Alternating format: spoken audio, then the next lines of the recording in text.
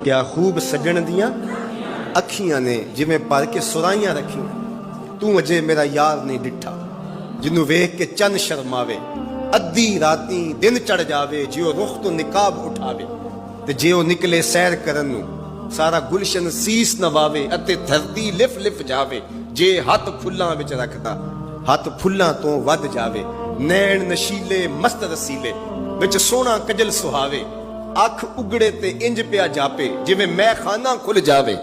ते जे ओ खोले पेच जुल्फ दे अते राही राह भुल जावे। तौबा तौबा हुस्न सजण दा चाल न चली जावे। बिजली डरदी लिश्क न मारे मता बेअदबी हो जावे।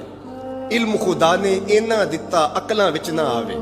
अकल खुदा ने इनी दिती इल्मां विच ना आवे। की एजाज नजर विच ओदी जो आवे विक जावे।